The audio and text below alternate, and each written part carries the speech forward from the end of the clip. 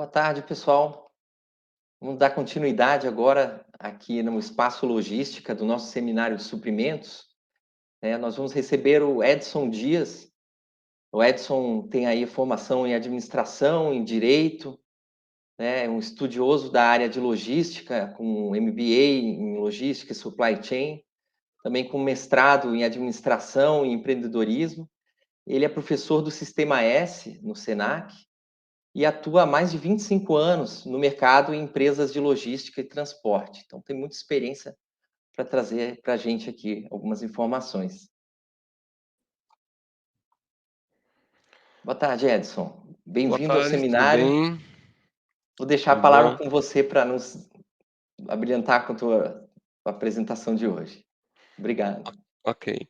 Inicialmente eu gostaria de agradecer, né, ao Guilherme e ao Bruno pelo convite aí que nos foi feito, né, e também aos nossos diretores aqui, o Jason, né, o diretor aqui, o CEO, né, de Oil and Gas aqui em São Paulo, e o Fabrício, né, que é o nosso manager, né, nosso diretor aqui no Brasil, que fica em Itajaí, né. Então agradeço a todos os participantes também que estão aqui conosco, né.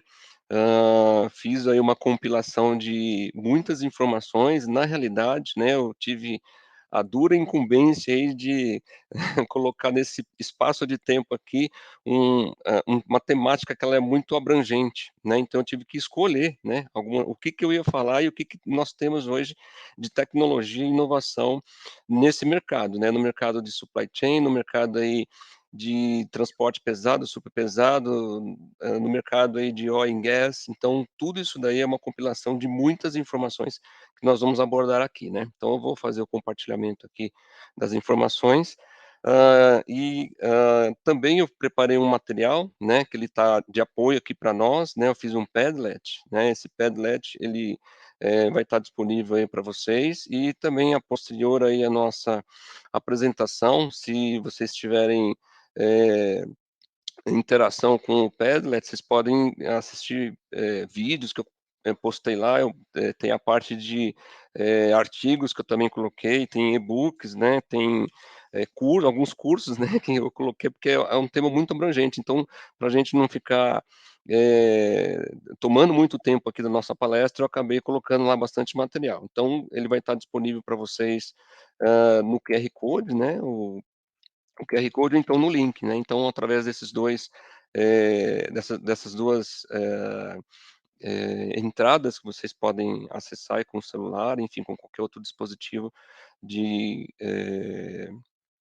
enfim, eletrônicos, internet e assim por diante, dá para vocês acessarem, e aí fica também essa página, perene, né, ela vai ficar lá, se vocês quiserem, sei lá, semana que vem, mês que vem, entrarem para dar uma olhadinha, fiquem à vontade, tá. E ali também, se a gente não conseguir responder todas as questões aqui que foram levantadas, também fica um canal aberto aí para vocês, quiserem colocar lá, a gente responde aí na medida do possível, tá bom?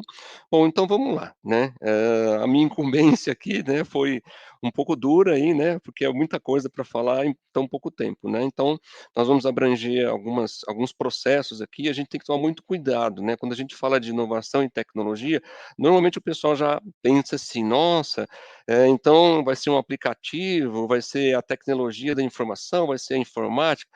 Só nem sempre é isso, né. Então você pode ter tecnologia e inovação em processos. Então tem muitos processos que a gente tinha há 5, 6 anos atrás, 10 anos atrás, que eles acabaram sendo automatizados, né. Os próprios órgãos jurisdicionadores acabaram tendo essa necessidade por conta de demanda e por conta de velocidade, né. Aquela velha métrica lá do, tempo é dinheiro, é a pura realidade nos dias de hoje, né. E aí, para não ficar fora disso, né, a logística e tudo aquilo que envolve, né, a logística é um dos braços da administração, tudo aquilo que envolve e permeia, né, todos os processos, seja eles operacionais ou administrativos, eles passaram aí por uma remodelação. Alguns você não tem muito como mudar, né, a área operacional, como é que você vai, diminuir tempo num determinado processo? Então aí entra a tecnologia da informação para ajudar a gente nisso, né. E a gente tem visto uma mudança muito grande aí, nos últimos anos, né, praticamente nesse último ano e meio aí, com a inteligência artificial. Então tudo isso aí está deixando, né, tá virando uma loucura, né. Existe até uma síndrome que chama de FOMO, né, que é o Fear of Missing Out, que 56% das pessoas passam por isso. Então, o que que significa isso? Significa que você acha que está sempre desatualizado com a tecnologia que está em andamento, né, e quando uma pessoa chega e fala para: "Ah, você já viu aquele aplicativo?", você fala: "Puxa, não vi", né, você acha que está atrasado aí com relação a isso, mas não é, isso daí é uma síndrome que acaba abalando a gente, né. Bom, com relação aos processos, né, então a gente fez aqui um compilado aí de alguns processos e como que a tecnologia hoje, né, a inteligência artificial, Big Data, internet das coisas, né, como que ela está interferindo nesses processos, né. Como eu disse, né, alguns deles você, teve um grande avanço aí dentro de equipamentos, né, muitos equipamentos novos no mercado e outros de processos através de aplicativos, através de plataformas, através de processos que aí foram modernizados, né. E isso faz com que a gente tenha o quê? Uma tomada de decisão cada vez mais rápida, online, assertiva, e a gente tenha um poder de tomar a decisão correta, né. Por exemplo, uma compra instantânea que eu preciso fazer, eu preciso de informação. A gente não pode trabalhar com achismo, né, achismo é para amadores, a gente não pode se dar esse luxo, né, quanto mais amador a gente for, menos processos a gente vai ter com assertividade, né. Então o comércio exterior, o comércio internacional, ele também, né, ele também passa, ele permeia por essas tratativas aí que a gente tem que, muitas vezes depender de processos que são pessoas que tomam as decisões, né. A inteligência artificial ela vem aí para ajudar a gente nesse sentido, mas ela não vem aí para tomar essa decisão final, né. A gente sempre indica aí que existe alguns, ah, alguns pontos positivos e alguns pontos negativos com relação a isso, né. Nós vamos falar um pouquinho mais para frente, né. Então processos que eram bem mais burocráticos, eles se tornaram aí, muito mais rápidos, muito mais ligeiros, e a gente tem, né, como profissionais da área que nós somos, temos que, avançar, né, junto com a tecnologia e com relação também a focar nisso, né, pessoal. Quanto mais treinamento a gente fizer, quanto mais a gente conhecer do mercado e de tudo que está nos cercando aqui, para nós vai ser interessante isso, né. Até os nossos próprios resultados vão ser diretamente proporcionais a isso, né. Bom, processos no transporte internacional. A gente poderia falar pelo menos 1 hora sobre essa figura que está aí, né, mas não dá tempo. Então, hoje nós temos as interligações dos órgãos jurisdicionadores, fornecedores, modais e, de uma forma intrínseca. Então, antigamente, cada um, né, olhava para o teu lado, hoje não. Hoje nós temos que olhar para tudo. O fornecedor tem que saber quem que é o consumidor dele, fornecedor de matéria-prima, né, e quem está ali no meio, né, no miolo ali, na parte do PDV, do ponto de venda ou da parte produtiva, também tem que estar antenado a tudo isso daí. Então aquela cadeia que existia antes, de cada um pensar por si, acabou, né, então não existe mais isso, né, nós temos que eliminar essas paredes aí o mais rápido possível, né. Eu coloquei também lá no no Padlet, né, vários arquivos. Um desses aqui é bem interessante, o link até eu coloquei embaixo, né, fala sobre a indústria 4.0 e a cadeia de suprimentos, né, o que que isso mexe diretamente. Então um vai puxando o outro, né, a cadeia indústria 4.0 está puxando a logística 4.0 que está puxando o Comex 4.0. Quais são as necessidades e agilidades que eu tenho que ter que permeiam todos os processos do meu dia a dia? De repente você tem um processo administrativo que ele está bem mais modernizado hoje e a gente não está alinhado com isso, né. A gente sabe que, algumas empresas, né, elas primam aí por tecnologia de informação e isso daí para elas é primordial, né. A Petrobras ela não está atrás disso, na realidade ela está na vanguarda, né, a gente só tem que alinhar para saber o que que eu tenho hoje, o que que tem de mais moderno no mercado, o que que eu posso aplicar para mim, porque senão você acaba gastando dinheiro e você não vai chegar naquele resultado que você precisa, tá. Então, necessidade, agilidade, a parte de cadeia de suprimentos e nuvem, a parte de rastreabilidade, que isso é muito importante para vocês, e a parte da confiabilidade no blockchain, né. Quando a gente fala de blockchain assusta um pouco, mas a gente tem que enxergar que tudo aquilo ali está para ajudar a gente, mas eles não estão ali para tomar decisão, nós que temos que tomar a decisão, né. Tem um linkzinho aí, a hora que vocês quiserem aí, acessem lá, é bem legal esse artigo aí. Bom, globalização, né, o pessoal falava assim: "Ah, globalização", né, essa palavra virou até clichê, né. O que que nós aprendemos? Que com a pandemia, né, se a gente for olhar aí para meses atrás, né, nem vamos falar de anos, né, meses atrás a gente estava com a pandemia e ainda nós temos resquícios disso. ela está ensinando a gente, ela está mostrando a gente que a gente não pode depender aí de fornecedores globais, porque muitas vezes a gente não tem essa possibilidade, tempo de espera, lead time, nós temos que fazer o desenvolvimento de fornecedores locais, né. A Petrobras tem algumas políticas, né, de fornecimento e a gente sabe que em consonância a essas políticas, a gente tem que tomar muito cuidado quem que a gente contrata e da onde que a gente contrata por conta, das consequências que esses fornecedores podem trazer para a gente, né. Parte de importação e exportação, tá aí uma mega compilação de documentos, né, que permeiam os processos, né, alguns de vocês aí vão estar olhando e se identificando com alguns deles, né, outros, são documentos aí que foram implementados, né, em sistemas, integrados aí há pouco tempo, né, ou estão em integração ainda, né, que é o caso do GARI e do DARI, né, a gente não tem mais o GARI, agora é o DARI, né, o documento de arrecadação, ele mudou, teve uma pequena mudança. Então, o que que isso traz para a gente, né? Ah, Edson, o que que traz de inovação e tecnologia isso? Agilidade. Então, você tem agilidade nos processos, você consegue, né, da sua mesa, da sua máquina, executar processos que até anteriormente você tinha que fazer, e depender, né, de pessoas ou de órgãos jurisdicionadores, ou de aprovações, ou de envio físico de documento. Então, isso tudo está interligado. É lógico, né, que isso é um rolo compressor, daqui a pouquinho a gente vai ter outros documentos e outras interligações.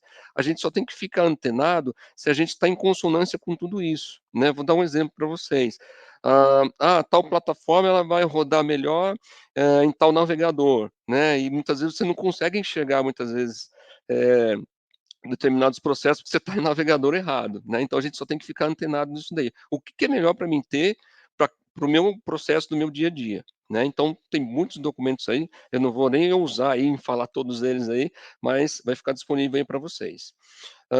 Transações cambiais, o que que a gente pode falar de inovação e tecnologia? A gente sabe como é que funcionam esses processos, né, a gente sabe quais são as moedas que permeiam, mas a gente tem que ficar muito antenado nas viabilizações que estão acontecendo ou estão para acontecer, né. É lógico que, muitas vezes você tem que aguardar aí legislações que aconteçam de uma hora para outra, validar isso, né. E o próprio governo, ele precisa enxergar e ser ágil nisso, né. Porque a gente não pode ficar para trás. Muitas vezes, né, o que eu estava dizendo, você já está tendo tendências mundiais acontecendo e a gente se ficar para trás, a gente vai perder, tecnologia, velocidade, processos, né, então, transações que estão ligadas a contratos inteligentes, via blockchain, aí temos várias moedas que estão fazendo isso daí, o Ethereum, o Ripple, né, então a gente tem que tomar cuidado para a gente não ficar para trás nisso daí, né, ficar antenado nisso. Parte de despacho e legislação aduaneira é um processo que ele única e exclusivamente de fiscalização, ele vai fazer os lançamentos tributários, a gente não tem muita inovação nisso, né, porque é um processo que ele vai passar por isso, voltando só, né, a gente tem que ficar de olho na documentação, nos documentos aí que permeiam esses processos, né. Parte de pesquisa de mercado. Hoje está muito fácil fazer isso, né, muito mais do que 5, do que há 10, do que há 20 anos atrás. Então a gente precisa ter um maior direcionamento e a inteligência artificial, né, as inteligências artificiais podem ajudar, podem nos auxiliar nisso, né. Elas não podem tomar a decisão, nós temos que tomar, mas a gente pode utilizar elas como base para a gente tomar as nossas decisões. É lógico, né, como a máquina não tem sentimento ou como ela, né, não consegue ter ainda, até o momento não consegue ter, né, a gente precisa tomar essas decisões aí voltadas na assertividade de toda a pesquisa que a gente faz e dos fatores que a gente está levantando. Novos mercados, lucratividade, as barreiras técnicas, né, fornecedores, mais do que nunca, né, quem que eu posso, desenvolver de fornecedor para determinados mercados? Tem mercados que vocês já estão e já conhecem de cor e salteado, tem mercados que vocês estão entrando e tem mercados que a gente nem sonha como é que funciona isso, né, então essa parte de fornecedores ela tem que estar muito bem alinhado com toda essa gama de informações que a gente precisa ter e essa gama de, fornecedores que a gente pode ter, tanto locais quanto a gente chama de glocais, né, o fornecedor ele é local, mas ele pode ser do mundo inteiro, né. Definição de planos de ação, né, óbvio que a gente tem que olhar para isso, né, um pouquinho mais para frente a gente vai abordar sobre isso, né, o que que é importante a gente saber da área que a gente está ou da área que a gente pretende entrar, né, então, planejamento estratégico e pesquisa de acompanhamento de mercado é perene, isso daí é sempre, e para isso a gente pode utilizar desses processos que eu citei, né. Legislações, né, existem várias legislações que a gente também precisa estar em consonância, né. Ah, Edson, o que que tem de inovação em tecnologia? Pesquisa. Então, se a gente for falar de algo que é inovador em tecnologia, processos que a gente utilize para a gente ter informações mais rápidas, né. Ah, eu preciso saber se eu tenho isenções, se eu tenho concessões, se eu tenho subsídios em determinado processo ou em determinado local, né. A gente sabe que tem vários tipos de, legislações que são singulares em determinados locais, né, portos, aeroportos, assim por diante. Então a gente tem que ficar antenado nisso, né. A gente sempre fala que isso daí está ligado a uma engenharia de processos burocráticos aí, mas a gente tem que saber como é que funciona, né. Em que local que eu vou fazer a importação desse produto ou desse material que eu vou ter uma isenção maior, que eu tenho uma concessão ou um subsídio e assim por diante, né. Um outro item que as empresas não prestam muita atenção, né, na realidade isso aí fica até um pouco de lado, são custos, né. Que tipo de custos? Existem muitos custos, né, um deles que a empresa ela muitas vezes menospreza são custos transacionais que a gente chama. São custos que eu tenho até o contrato ser fechado e eu tenho custos posterior ao contrato ser fechado. Então isso, para vocês, mais do que nunca, é super importante por conta de terceirização. Qual foi o custo que eu tive para fazer a contratação para chegar até a assinatura de um determinado contrato? Então, reuniões, pesquisas, visitas, viagens, enfim, tudo aquilo que está relacionado ao que você está fechando de contrato, antes de você fechar o contrato, são esses custos aí. Então é muito interessante você ter alinhado esse processo, para os próximos processos você ter como mapear isso daí e conseguir fazer uma otimização ou redução de custos, né. Os ex post a gente já conhece, né, são aqueles custos que nós temos, de, processos que vêm posterior, a fechamento de contrato, né, aditivos, por exemplo, né. Bom, controle de fluxo de embarque e desembarque. Edson, o que que tem de tecnologia nisso? Cara, se a gente for falar aqui o que tem de tecnologia, a gente fica a tarde inteira, mas para resumir, essas diversas plataformas que muitas vezes elas podem ser individuais ou elas podem ser combinadas, né. Hã, Vários processos, né, o MRP, WMS, hã Enterprise Resource Planning, então tudo aquilo que a gente conseguir unir e conseguir conectar um ao outro aí, para a gente vai ser muito mais satisfatório e a gente vai ter um processo aí muito mais rápido, né.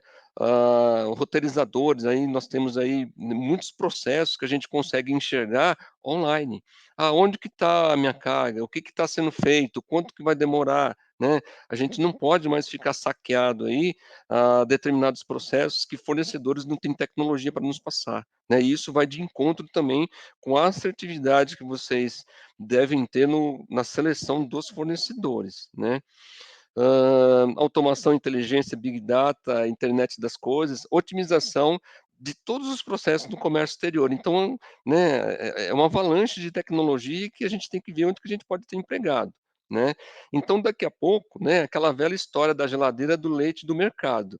A minha geladeira está vendo que não tem leite, então ela vai mandar uma mensagem para o mercado e ver onde que tem leite para mim comprar, porque está acabando o meu leite, ou vai me mandar informação: "Passe no mercado que acabou o leite", né. Então isso daí já está sendo uma realidade para alguns processos e, consecutivamente, a gente vai ter que, se manifestar aí os processos que a gente não tem isso aí e automatizar, né.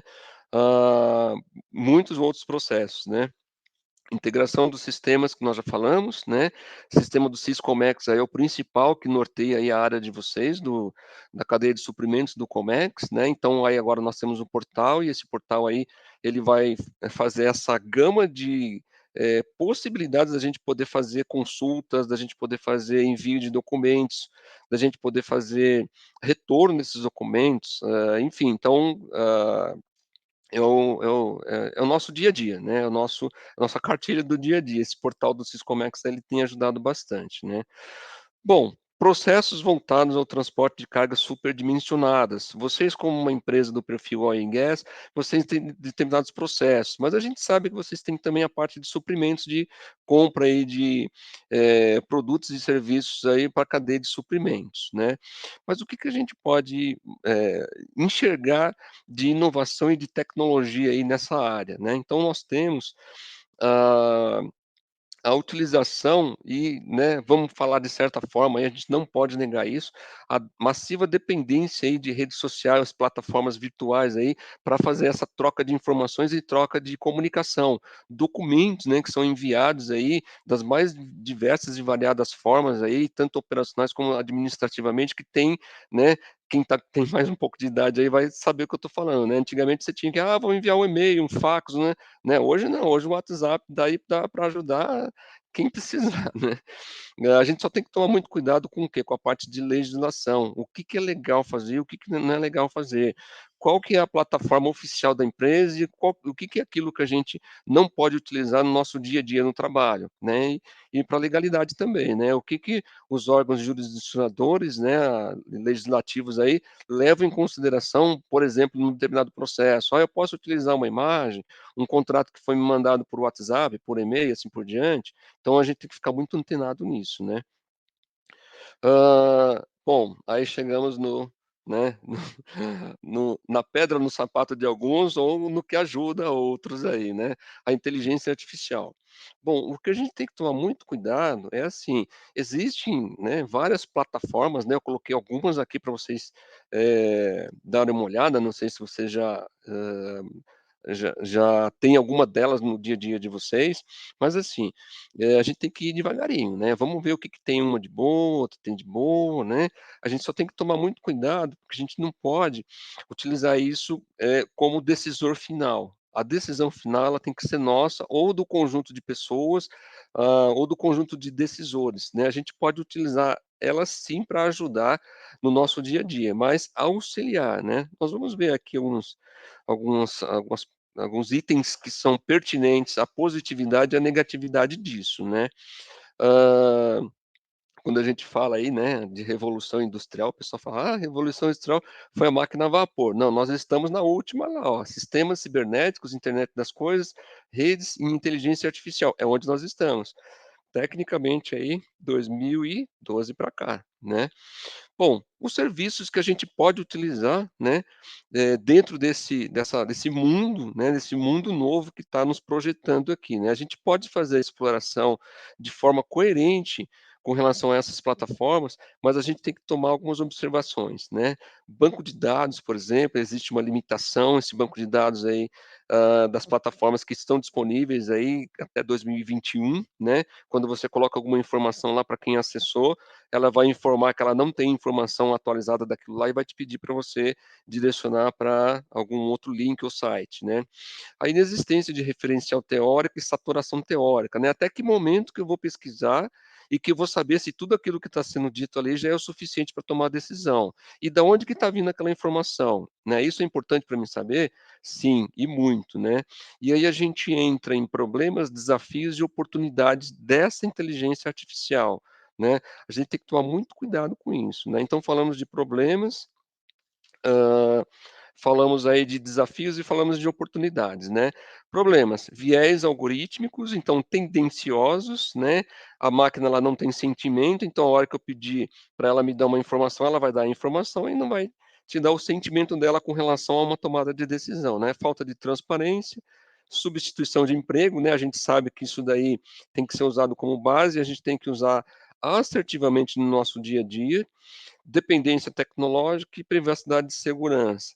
Então, problemas, desafios e oportunidades. Desafios, né? O que que a gente tem de desafios, né? Para os tomadores de decisão, a dependência aí desses resultados do que são pesquisados dentro dessa inteligência artificial. Temos a parte de transparência, responsabilidade e ética, né? Acima de tudo. E por fim aí, oportunidades, né. Os profissionais que souberem, né, e tiverem, né, alinhados com essa tecnologia, eles vão desenvolver habilidades que estão relacionadas a tudo aquilo que o mercado está olhando, né. A gente está com soft skills aí para mostrar isso para a gente, para normatizar isso para a gente. E com esse aprendizado, né, a gente tem que tomar muito cuidado, porque esse profissional, ele vai ser um profissional de alta demanda no mercado, né, então a gente mais do que nunca aí tem que estar antenado com isso. Quais são esses campos de inteligência artificial que estão aí, hã, ah, direcionados para os estudos? Interface de usuários, softwares treinados em aprendizados de máquina, leitura e organizações de dados, big data, computação na nuvem, dispositivos técnicos como hardwares, fibra óticas, microchips, processadores. Estamos colocando alguns aqui para vocês, mas existe um mundo por trás dessa pirâmide aí, né. Bom, chegamos aí na parte dos processos voltados para as cargas superdimensionadas, né. Não só para as cargas superdimensionadas, porque a gente tem, uma transição aí, o mercado ele teve algumas modificações de uns anos para cá, e isso tem acontecido de forma muito rápida, né. Nós temos aí uma nova geração de equipamentos que está surgindo, né, o pessoal tem importado aí muitos equipamentos, né, e,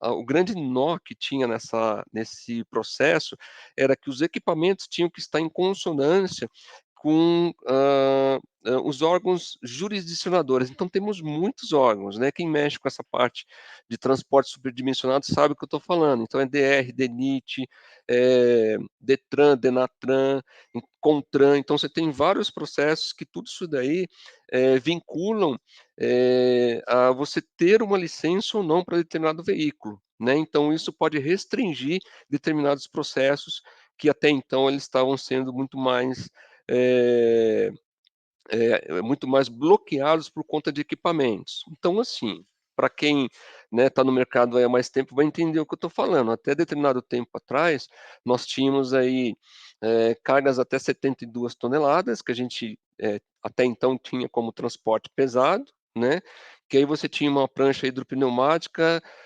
4 eixos aí, dolly duplo, que fazia esse transporte, né. A licença saía exatamente em cima, né. A partir dos 72 até a 136 também, né, nós tínhamos aí a distribuição e para as capacidades para a gente cumprir a legislação de 16 linhas de eixo. Então os equipamentos que eram transportados nessas linhas de eixo, ele cabia certinho nessa composição para sair a licença. E acima de 136 toneladas entra a parte de gôndolas e vigas, né. O que que nós temos no mercado? Nós temos equipamentos diferenciados que, tanto lá fora quanto aqui dentro, eles podem ser utilizados, né. E as empresas que estão na vanguarda aí da tecnologia, elas têm esse preceito. Então, equipamentos mais leves, equipamentos que você tem condição de colocar, peso mais concentrado ou distribuição melhorada, né. A gente tinha nos primórdios, né, coloquei até algumas figuras aí, umas fotos, né, que o pessoal fazia muita composição. Para dar essa distribuição de licença que era necessário, né, eram feitas várias combinações aí, né, o verdadeiro Frankenstein. Então hoje a gente tem equipamentos aí muito mais modernos no mercado, com sistemas hidráulicos diferenciados, né, pistões mais robustos, né, e as próprias pranchas, elas foram aumentadas, com relação à parte de quantidade de eixos, né, de 4 passou-se aí a 6, 7, 8, 10 eixos, implementos que agora são combinados, espaçados, direcionados, e muitas novidades, né, de, fornecedoras de equipamentos lá de fora, né. Eu coloquei alguns aqui só para ilustrar, né, temos vários aí, fabricantes que estão lá fora, que têm equipamentos que já estão aqui no Brasil, né, Noteboom, Adol, Rolls-Royce, então temos equipamentos aí que são bem robustos, né, essa distribuição de peso, ela, está em consonância com a legislação, então as licenças elas, são pertinentes, elas saem, né, a gente não tem mais segredo, né, o pessoal já possui os equipamentos. Aqui está uma demonstração para ver os equipamentos que são extensíveis e direcionais, né, tá aí com capacidade de telescopagem, né, antigamente a gente não tinha nem como fazer apoio em cima dos telescópicos, hoje a gente já tem possibilidades, né, eu separei algumas fotos, tá aí, ó, com capacidade para 50 metros, né, fabricante Cometo, a Lençóis é nacional, né, ela está aqui no interior de São Paulo, produz equipamentos, né, tá aí uma 4 eixos com eixo espaçado e direcional. Elas também economizam combustível, você tem uma performance melhor, com pesos menores rodando sobre a manta asfáltica, isso também reduz aí manutenção e o estresse nos equipamentos, né, a fadiga. hã, 5 eixos, né. Aí nós temos equipamentos variados para determinados tipos de carga e peso, né. Uns são maiores, só que suportam menos pesos, outros são menores, com capacidade para maior distribuição. O entre-eixo também ele foi muito bem pensado com relação à legislação, né, não é igual antigamente que eu fabricava um caminhão e colocava lá na minha concessionária para vender. Hoje não, hoje eu tenho que olhar a legislação e verificar se aquele caminhão está em consonância para os órgãos jurisdicionadores, né, CONTRAN, DETRAN, CERETRAN e assim por diante, DR, DENIT, né, tá aí uma da Cometo, né, 53 metros de comprimento aí. Distribuição também, extensível, outro extensível da Pastre, um desenho técnico da Lençóis, né. Aí já entramos na 5 eixos, que ela pode ser telescopável, e aí à medida que for necessária, né. Essa parte eólica ela está crescendo muito no Brasil nesses últimos anos, nessa última década cresceu muito, então a carência por equipamentos voltados para essa área ficou muito grande, né, existiu um gap aí por um determinado tempo até ser desenvolvido e comprado adquiridos equipamentos, né, para esse fim. Um outro fabricante aqui europeu, Flamanville, também, né, 5 eixos com rebaixo no pescoço. Aqui está um detalhe técnico do equipamento, né, o direcionável. Lençóis interior de São Paulo, também uma outra interior de São Paulo, né. Tá aí uma 6 eixos, né, capacidade de 60 toneladas com distribuição, né. Eu coloquei algumas fotos aí ilustrativas para vocês, né. Morumbi é um outro fabricante nacional, né. Existiram, muitos fabricantes que ficaram muito conhecidos no mercado há uns anos atrás. Hoje a gente tem muito fabricante que a gente mal conhece, né, o pessoal está com equipamento ali e a gente nunca viu aquele, equipamento e nem aquele, fabricante, né. Feymonville, né, 7 eixos, tá aí direcional, extensivas, né. Hoje a gente tem com rebaixo, telescopável, direcional, tem muito equipamento no mercado, né. Coloquei alguns aqui mais para ilustrar para vocês. Goldhofer, um dos mais conhecidos, né, esse aqui é um Shetland, né, esse também já é conhecido no mercado, mas está com equipamentos bem novos, né.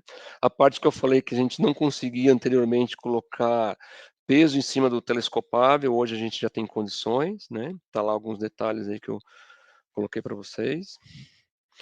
Bom, e com relação à parte de operações aí da carga superdimensionada, né, que nem eu falei, nós tínhamos a gôndola, né, coloquei um desenho técnico e uma foto aí do lado, né, a gôndola eram equipamentos aí acima de 136 toneladas, a gente tinha algumas limitações aí por conta do que a gente conseguia colocar dentro da gôndola, a viga, né, um outro que é mais robusto, até 350, 400 toneladas, com as combinações de linhas de eixo, né.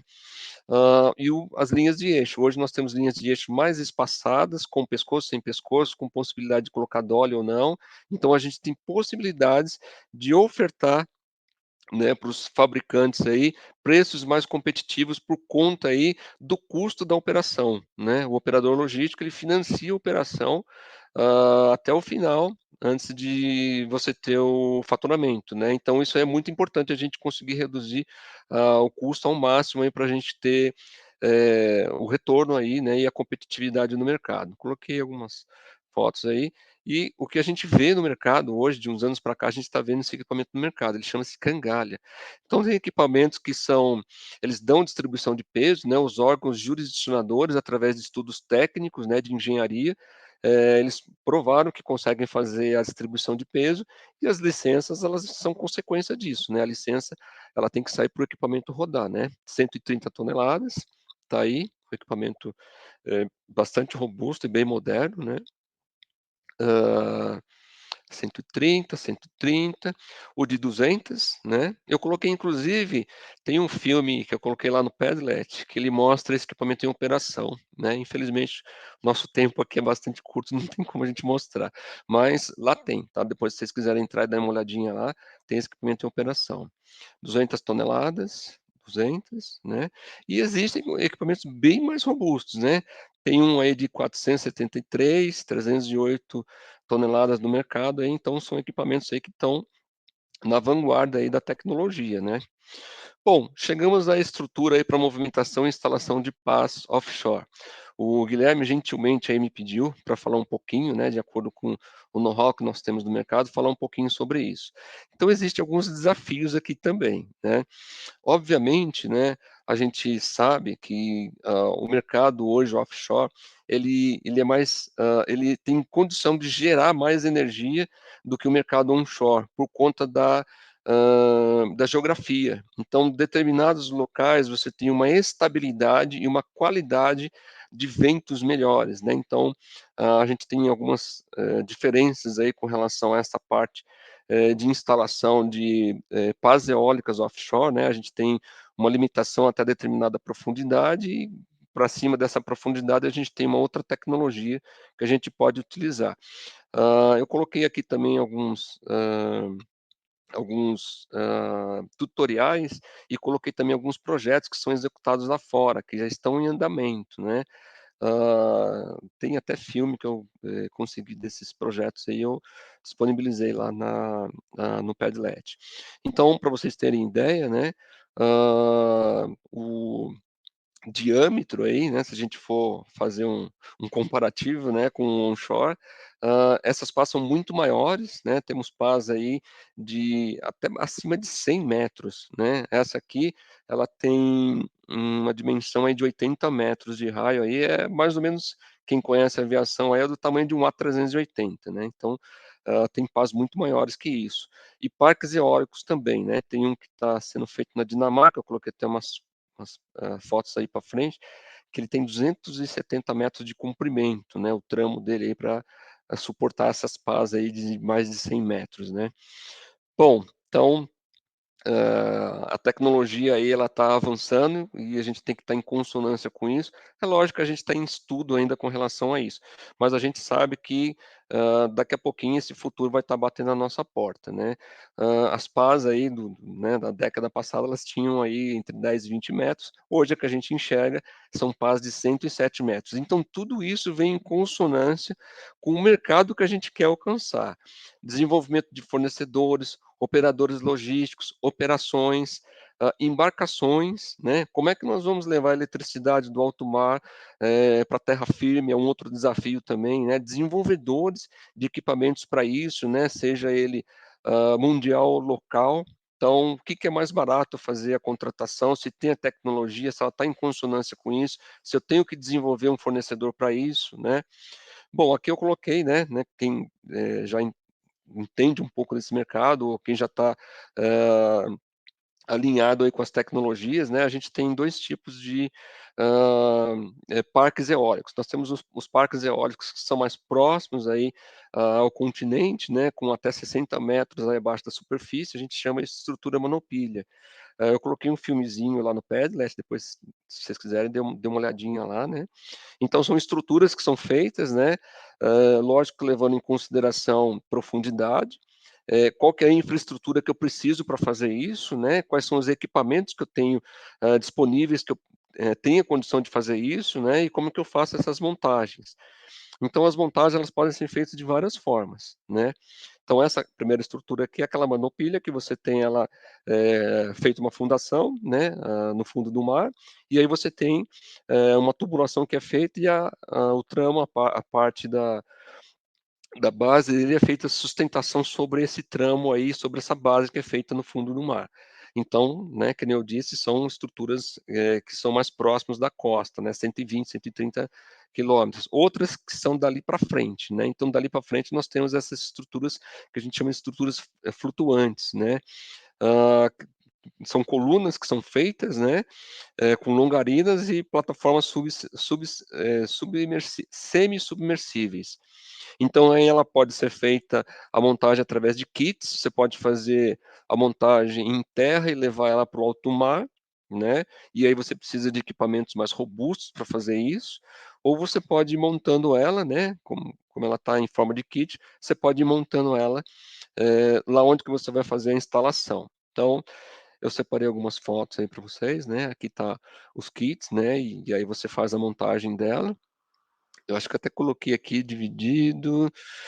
Não, aqui são os motivos para o offshore, né, eles colocam vários motivos aí, né. O onshore, né, motivo estético, qualidade do vento, né, maior estabilidade, né, aqui nós temos barulho, vibração, que isso pode atrapalhar áreas povoadas, né, necessidade de meta de energia nas áreas costeiras, então para isso você parte para o offshore, e a construção, né, de ecossistemas marinhos. Então o offshore ele vai, favorecer essa implementação. Aqui eu coloquei algumas estruturas, né, algumas fotos só ilustrativas para vocês verificarem, né. Hã, Algumas prerrogativas que a gente tem que olhar, né, hã, e não deixar com que isso seja uma travanque, né, nesse processo. Análise do impacto ambiental positivo, a compatibilidade com outros usos de espaço marinho, né, tem que tomar cuidado aí com a parte, de navegação, ela tem que estar compatível com a navegação, né, a fauna marinha, a própria dinâmica de transporte de sedimentos, né, ela deve ser constante aí, e o monitoramento dessas fases, né, tanto de construção como a manutenção da fazenda eólica aí, né. Umas fotos dos kits, né. Hã, um ponto aí que tem que ser levado em consideração é o tipo aí hã, do processo que tem que ser feito na levada, né, no retorno dessa energia pra terra firme, né, e depois na transformação, que a gente sabe que tem vários processos que a gente precisa fazer a a implementação de uma união de várias torres eólicas aí para a gente ter uma energia com capacidade aí de acionar o gerador e depois de fazer a transmissão para subestações e depois você fazer isso com alta tensão, né, que é na faixa aí dos 500.000 watts. Aí uma foto mais ilustrativa. E aqui eu coloquei alguns processos aqui, né, de montagem desses parques eólicos. Então, aí está uma foto ilustrativa que está mostrando como é que faz isso, se você faz a montagem em terra firme e leva ele para alto mar, né. São equipamentos mais robustos, né, essa parte de instalação e a movimentação ela tem que ser, muito bem estudada, né. A gente sabe que o mar, a gente tem algumas intempéries aí com relação a condições climáticas favoráveis para a gente fazer essa implementação, então isso tem que ser levado em consideração. Hã, Outros processos aqui, esses outros aqui são, processos que são montados, com estruturas no fundo do mar, são mais próximas. Coloquei também um filme lá para vocês no Padlet de um protótipo, aí esse protótipo é novíssimo, né, está sendo feito lá na Dinamarca, é um projeto da Vestas, né, ele iniciou agora nesse ano 2023, os testes vão até 2024, né, ele é o maior e a mais potente turbina eólica instalada no mundo, né, com 270 metros de comprimento, aqui tem algumas fotos, talvez elas não estejam muito nítidas aí, porque esse é muito difícil conseguir essas fotos, né, eu tirei de um filme, é o filme que eu coloquei lá no Padlet. Cada pá tem mais de 100 metros aí de comprimento, e a capacidade de geração é de 80 gigawatts, né. Algumas dessas pás, para vocês terem ideia, né, lógico, você tem um sistema aí, o sistema da nacelle, ela é composta de um eixo lento, e aí você tem uma rotatividade que ela vai fazer, 16 rotações por minuto, então isso é muito pouco, né, e a gente tem caixas multiplicadoras por trás dela, que fazem esse gerador aí girar com maior velocidade, ele precisa de 1.600 RPM para ele acionar o gerador, e aí gerar 12.000 volts, né. E aí, conforme a gente vai fazendo essa união estatística aí dos parques eólicos de várias pás, que vai para os 34.000 volts, e aí para subestações, né, cada processo desse que eu estou falando, ele vai multiplicando a eletricidade para você ter uma, hã, eh, eletricidade de qualidade com uma voltagem alta, que é os 500.000 volts, né. Então esse parque eólico, pra você ter ideia, uma girada dessa pá, né, ela consegue fazer gerar eletricidade para uma casa durante um dia, uma girada dela, né. Então tá lá a estatística, né, ela pode gerar, anualmente aí 80 gigawatts por hora, gerando eletricidade para 20.000 residências aí, e, o que que a gente consegue com isso? Diminuir, né, a emissão de dióxido de carbono em até 35.000 toneladas ano, né, então são números espantosos. Bom, eu separei um filme, né, eu vou dar uma pausazinha aqui na apresentação, eu separei um filme, ele é bem rapidinho, mas só para vocês entenderem como é que funciona essa dinâmica, né, dos parques eólicos. Então deixa eu tirar aqui a nossa apresentação, eu vou ver aqui se eu coloco o filme.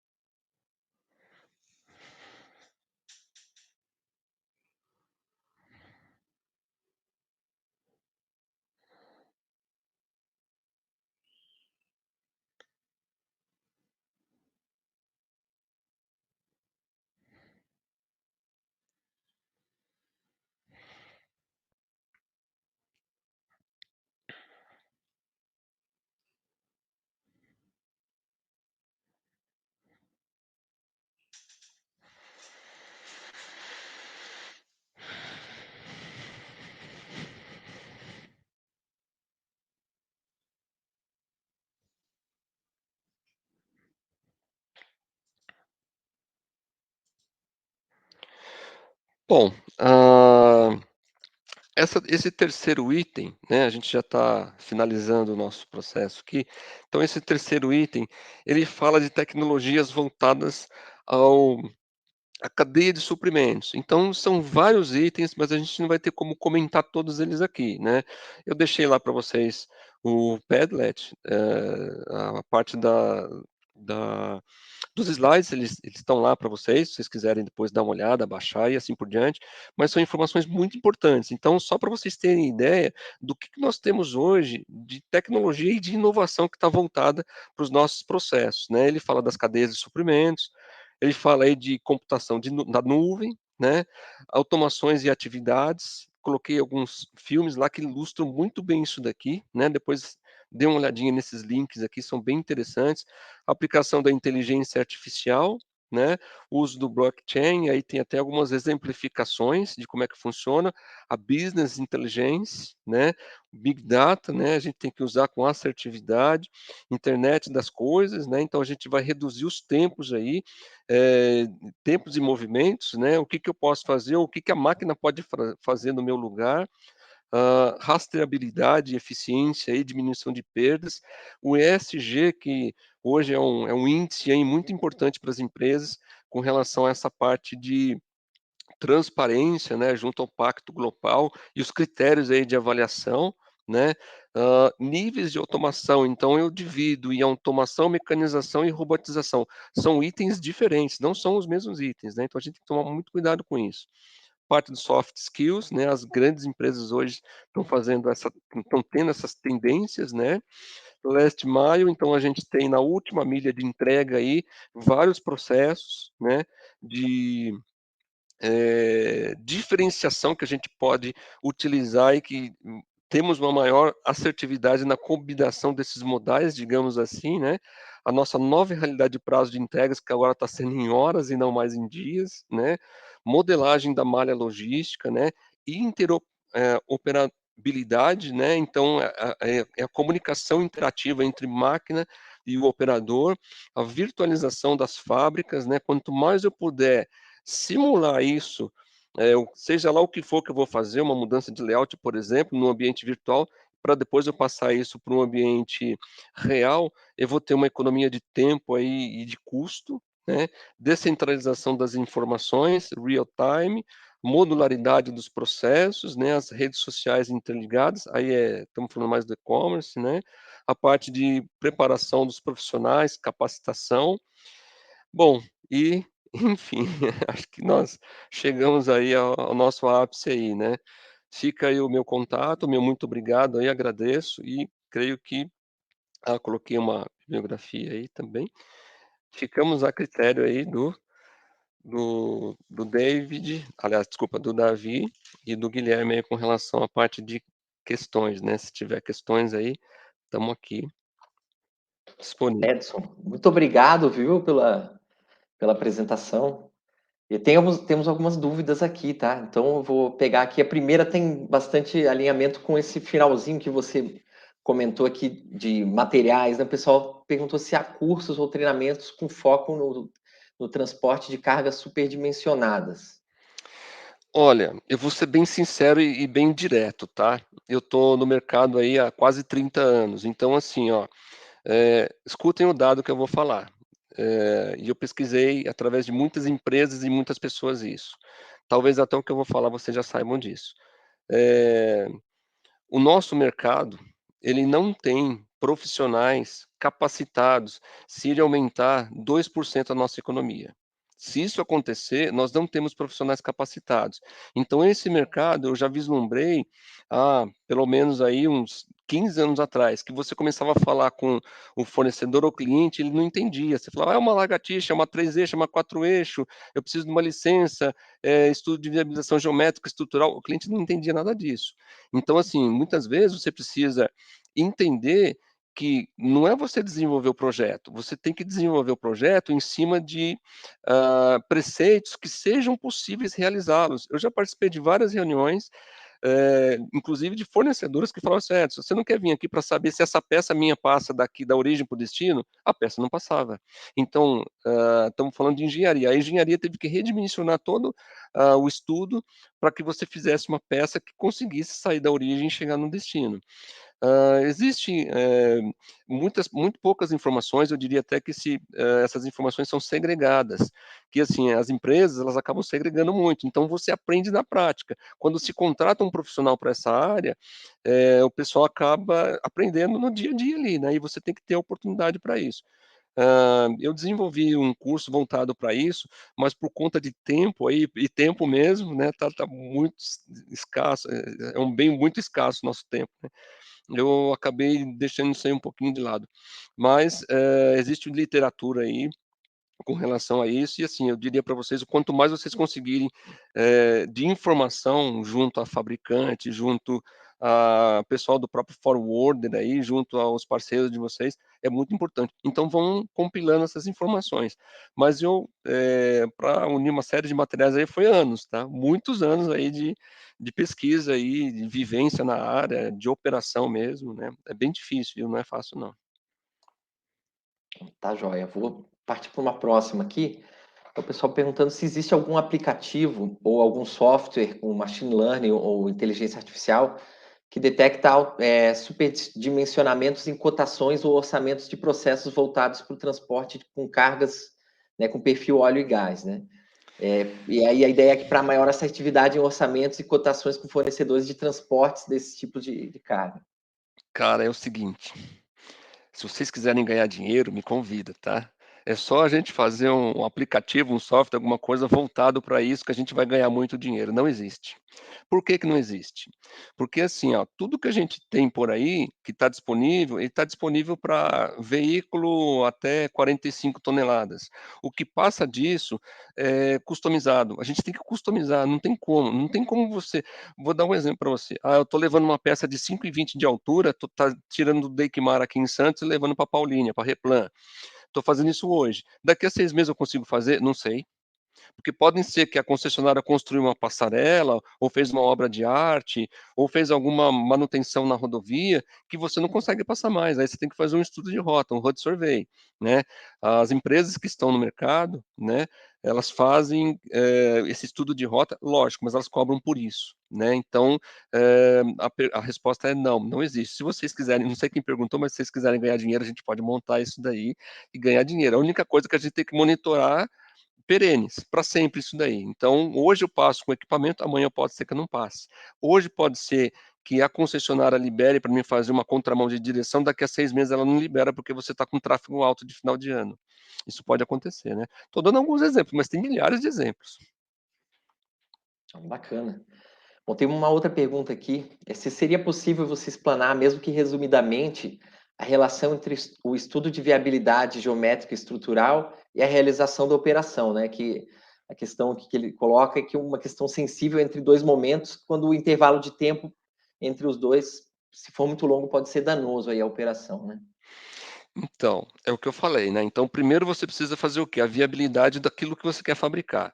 Então eu quero fabricar uma peça, eu tenho que ter as características dessa peça, para mim fazer primeiro olhar origem e destino, e olhar as possibilidades. Então eu tenho que montar um estudo de rota, o geométrico eu posso fazer, eu como transportador eu posso fazer, o estrutural não. O estrutural eu tenho que contratar uma empresa terceirizada, que tem que ser homologada junto a Conselho Regional de Engenharia, e homologada pelos órgãos jurisdicionadores. Se não for essa empresa, eles não deixam, eles não permitem. A hora que tiver pronto esses estudos, né, a gente pode dar uma prévia.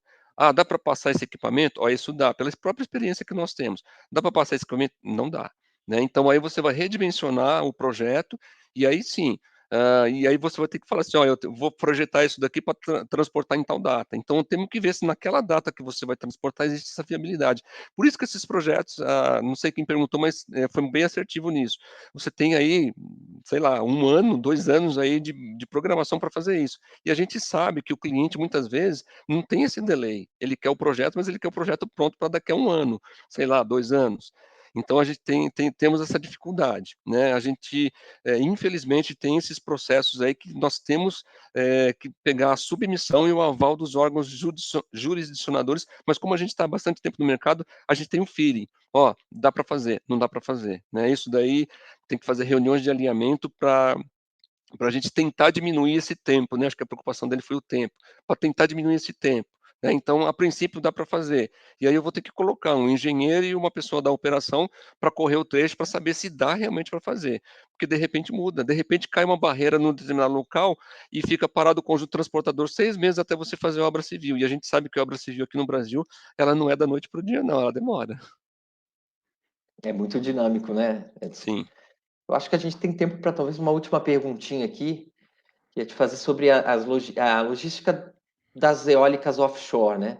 Se a infraestrutura do nosso país é um fator limitador para a implantação dessas eólicas offshore e, eventualmente, quais investimentos necessários para viabilizar os campos e como a Petrobras vai poder atuar nessa área aí futuramente, né, entrando nesse mercado, né, de geração Então, offshore. lá no comecinho, desculpa, lá no comecinho da apresentação eu falei com relação à parte de planejamento estratégico. Então, assim, né, é sabido que a parte do offshore você vai ter um retorno, né, desse potencial de energia muito maior do que o onshore, por conta da qualidade dos ventos, por conta aí, ah, da constância dos ventos, mas a gente tem alguns limitadores aí. Os limitadores são a parte de infraestrutura, né, então, nós temos que verificar quem tem condição, né, de, ofertar essa parte de montagem, seja ela nos kits, né, que a gente tem, em terra, né, vamos dizer assim, terra firme, ou se a gente for levar essa parte da pá, né, do tramo e da pá já montados para lá. Então, vocês viram pelas fotos aí, né, depois assistam os vídeos, é bem interessante, que são equipamentos bem robustos, né. E assim, eh, talvez a gente consiga aí fornecedor de pronto, assim, de pronto que eu digo assim a curto e médio prazo, que faça adaptações em embarcações, mas a gente tem que tomar muito cuidado, porque isso aí é investimento muito alto, né, então, talvez a gente tenha que fazer um estudo de viabilização com relação à parte de fornecimento, né, e aí fornecimento inclusive dos próprios equipamentos, das próprias pás, né. Lá no filmezinho eu mostrei, tem um trechinho que mostra lá a parte produtiva, você vê quem é que vai produzir, né, nós temos alguns fornecedores aqui no Brasil que fazem essa parte de produção de pás eólica, mas não sei se eles têm condição de fazer essa capacidade produtiva para fazer essa produção. Assim, existe a parte do interesse e o investimento. Se houver, uma consonância entre isso, entre, investimento e fornecedor, né, e cliente, é perfeitamente passível, mas tudo isso tem que ser estudado com muita antecipação, porque senão você programa muito bem um determinado processo, só que o outro fica perene. Ah, eu consegui fazer a parte do processo de montagem, só que a infraestrutura deixa a desejar. A gente já vê isso na própria agricultura, né, nós somos o primeiro aí em produção de soja. Nós conseguimos produzir soja com muito mais produtividade por, hectare do que os Estados Unidos, só que a nossa infraestrutura ela deixa a desejar, né, da parte centro-oeste aqui para as exportações, a gente fica mais dinheiro no bolso, do americano do que do nosso, por causa da infraestrutura. É verdade, né, Edson? Edson, acho que chegou o nosso tempo aqui, né, que nós tínhamos. Era realmente muito material e muita informação, né? Eu reforço para a turma, né? Eu coloquei o link lá do Padlet para o pessoal poder acessar, tá? Ter mais informações lá, que o Edson disponibilizou vários vídeos, artigos ali, né? E depois também nós vamos enviar esse material para o pessoal que participou do evento, tá? Então, eu Maravilha. te agradeço mais uma vez, tá? Eu vou lembrar também o público do evento aqui, que a gente continua com a programação, então agora às 15 horas a gente vai ter o Supplycast Live, né, com a participação aí do Fernando Garcia. Continuam as palestras, tá? Vocês podem ver aí na programação. E ao final do nosso evento, deixem a sua avaliação lá para que a gente sempre tenha uma melhoria contínua nos próximos, tá bom?